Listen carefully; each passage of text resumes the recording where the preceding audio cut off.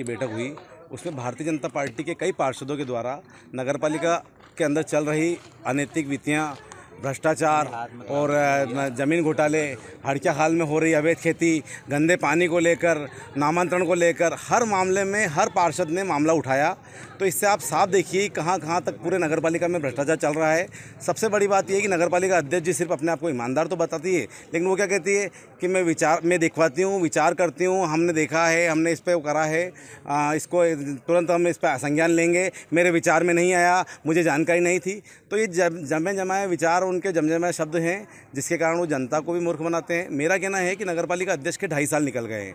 2.5 साल में उन्होंने कोई भी उपलब्धि हासिल नहीं करी, लेकिन उनके घोटाले बहुत सारे हुए हैं। आज कुत्ता नसबंदी घोटाले को लेकर भी उसी व्यक्ति को टेंडर दे दिया गया था जिसको पूर्व में दिया गया था, आज वापस से स्थिति हुई। ऐसा ही आप देखिए कि हड़किया खाल वाली स्थिति है। ऐसा ही आप देखिए हर मामले में नगरपालिका पूरी तरह से फेल है। स्विमिंग पूल को लेकर जो मुद्दा उठाया उनका तो संज्ञान में नहीं था कि स्विमिंग पूल में 5 सुविधाएं चल रही है, इसको लेकर क्या जानकारी? आपको मैं बहुत बड़ी बात बताऊं, आप खुद बोल रहे हैं कि संज्ञान में नहीं है। मैडम को कौन सा संज्ञान में रहा? आज तक जब भी मेरे द्वारा जो जानकारी डाली गई, उनके द्वारा एक ही शब्द निकला कि मेरी जानकारी में आ जाए। चाहे सिंधी पुनर्वास वाला मामला हो तो उन्होंने 6 महीने बाद मैंने जब ओपन किया तो उन्होंने बोला मेरी जानकारी में आ जाए। हड़किया खाल वाला मामला मेरी जानकारी में आ जाए।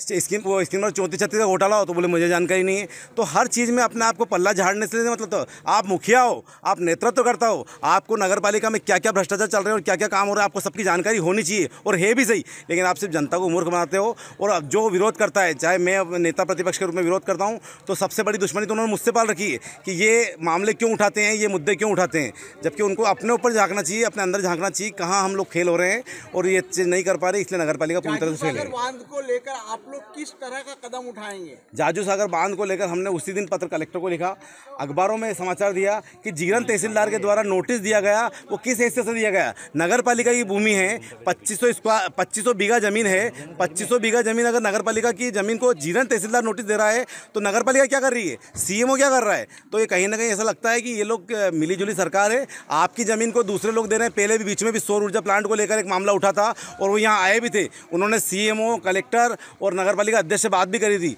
तो मुझे लग रहा है कहीं ना कहीं ये रणनीति है और हम तो यही चाहते हैं कि नगरपालिका अध्यक्ष जी अभी भी सोचे और वो ज़मीन कहीं जाना नहीं चाहिए। सवाल ये आप लोग करेंगे क्या इस हम लड़ाई उनके ऊपर हमने चर्चा करी है और मैंने माननीय सीएमओ महोदय और माननीय अध्यक्ष महोदय से सवाल भी किए थे कि ऑडिटोरियम स्टेडियम जिसकी राशि 3 करोड़ रुपए आ चुकी है, जिसका निर्माण कार्य अभी तक प्रारंभ नहीं हुआ है। चूँकि जनता है और जनता सभी से सवाल पूछती है, चाहे मैं हूँ या आम हमारी सभापति या कोई भी पार्षद जाएंगे तो उनसे सवाल ज़रूर करेगी। माननीय विधायक महोदय ने 3 करोड़ रुपये ऑडिटोरियम स्टेडियम के लिए प्रस्तावित किए थे और वो राशि भी आ चुकी है, पर चूंकि उसका निर्माण नहीं हुआ है, जिसको लेकर आज बहुत बहस भी हुई है, आप भी सभी लोगों के समक्ष की बात है। और चूंकि आश्वासन दिया है अध्यक्ष महोदय और सीएमओ ने कि बहुत जल्द इसका निर्माण कार्य प्रारंभ करेंगे। साथ ही सांवलिया जी नाले के एक जो बहुत बड़ा सपना था माननीय विधायक महोदय का, उसमें भी उन्होंने 3 करोड़ रुपये की राशि नगरपालिका के अंदर आ चुकी है, पर चूँकि उसका निर्माण भी थोड़ा सा हुआ था और फिर बाद में रुक गया। कुछ टेक्निकल परेशानी बताई है, तो बहुत ही जल्द उस टेक्निकल परेशानी को का निराकरण करते हुए विकास कार्य पुनः प्रारंभ होगा। मैंने भी उनसे सख्ती से बात की है कि 1.5 महीने के अंदर निर्माण कार्य चालू हो जाना चाहिए और आधा निर्माण हो जाए, हम ऐसी आपसे अपेक्षा करते हैं, क्योंकि जनता के हितों की बात है। माननीय विधायक महोदय, माननीय मुख्यमंत्री जी ने बहुत बड़ी सौगात हमें दी है ऑडिटोरियम स्टेडियम और सांवलिया जी नाले का सौंदर्यीकरण की, तो ये नीमच वासियों के लिए बहुत बड़ी सौगात होगी। उसमें हम सभी थोड़ी सी चिंता करके और अगर ये निर्माण कार्य करवाएंगे तो नीमच को एक बहुत बड़ी उपलब्धि मिलेगी, बहुत बड़ी सौगात मिलेगी। और जिस तरह से राज्य सरकार और केंद्र सरकार नगर पालिका के अंदर जो पैसा भेज रही है, यदि उससे सही विकास होगा तो जनता के सामने होगा और जनता बड़ी प्रसन्न होगी।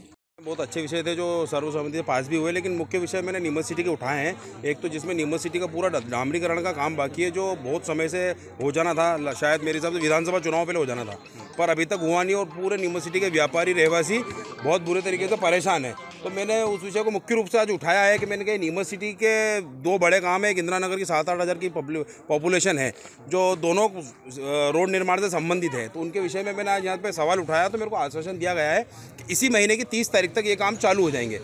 तो डेडलाइन उन्होंने दी है, तो मैंने उस चीज़ का सम्मान किया अध्यक्ष महोदय और सीएमओ साहब ने कहा है कि बोले 30 तारीख तक उस रोडों का काम चालू कर देंगे। मैं अब नीमच सिटी की जो जनता नीमच सिटी में परेशान हो रही है उनको मैं तसल्ली से जवाब दे पाऊँगा कि 30 तारीख तक ये काम चालू होने का आश्वासन मुझे दिया है। उसके बाद में जनता का क्या रुख रहता है 30 तारीख बाद पता चलेगा। और अब मैं तो यही चाहता हूँ कि ये काम जल्द से जल्द चालू हो जाए। इंदिरा नगर वाला जो मेन रोड है एक वो, और एक पूरे नीमच सिटी का डामरीकरण का जो काम है, ये दोनों कामों के लिए मुख्य रूप से मैंने आज प्रस्ताव आया था, क्या कुछ रहता शहरी जी?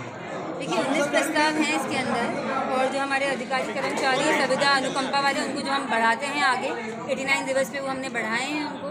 इसके साथ ही कुछ प्रस्ताव जो थे शौचालय का, जो हमें 4-0 पे आवश्यकता है, जनता को दिक्कत आती है, तो वो हमने पास किया है। अधिकतर प्रस्ताव जो थे वो हमारे संविदा कर्मचारी के ही थे।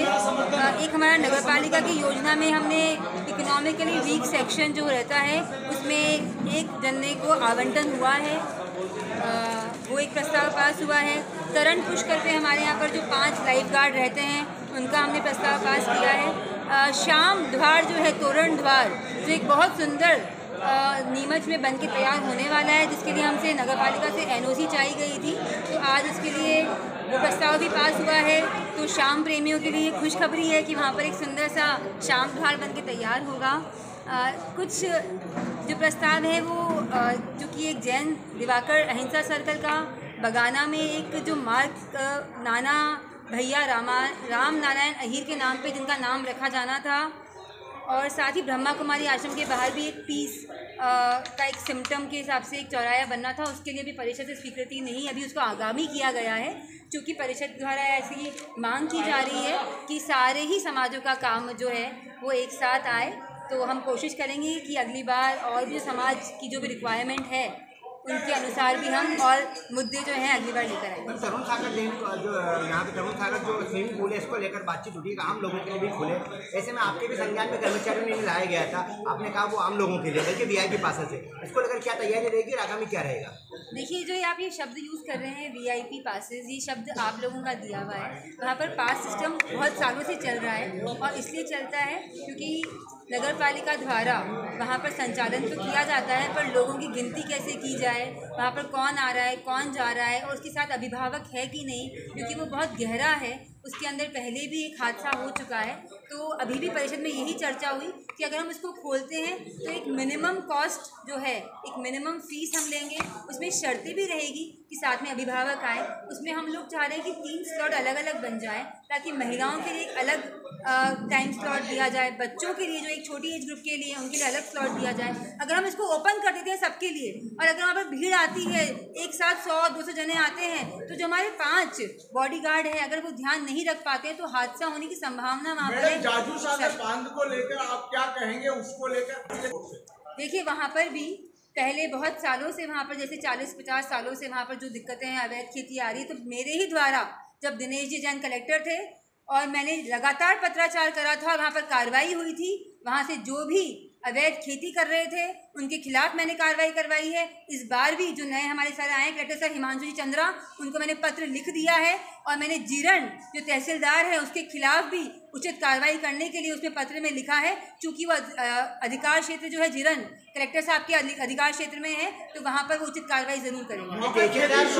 अवगत करा दिया गया है, और क्योंकि जीरण पे जो भी कार्रवाई करनी है वो कलेक्टर सर ही करेंगे। मैडम, 60 मोटरें लग चुकी है, इस तरह की साफ शिकायतें हैं, वहाँ पे सारी ये जो लगातार जो ये बहुत सालों से वहाँ दिक्कत है, वहाँ पर अवैध खेती 40-50 सालों से जो हो रही है, उसको रोकने के लिए हमारे द्वारा लगातार प्रयत्न किए जा रहे हैं। मैंने सीमांकन के लिए भी वापस लिखा है कलेक्टर सर को कि वहाँ सीमांकन कराया जाए, क्योंकि वो ज़मीन बहुत बड़ी है, 2000-2500 बीघा ज़मीन है वहाँ पर, और जब भी कोई ऐसी वहाँ पर खेती करता है, अधिकारियों को सख्त निर्देश दिए कि वहाँ जाके ऐसी अतिक्रमण वाली खेती को नष्ट करवाया जाए। पहले भी करवाई है, वापस भी करवाऊंगी। कलेक्टर सर द्वारा कार्रवाई करवाने के जो है उन्होंने पूरा आश्वासन दिया है कि जो जाजू सागर जो हमारा बांध है, जो ज़मीन है सारी जो डूब क्षेत्र की है वो नगर पालिका की है। इसके लिए मैंने एक पत्र ये भी लिखा है कि चूँकि वहाँ पर पिछली बार कुछ दिक्कतें आ रही थी नामांतरण को लेकर, तो हमने वैधानिक कार्रवाई करके भी नगर पालिका की इस भूमि को संरक्षित करने के लिए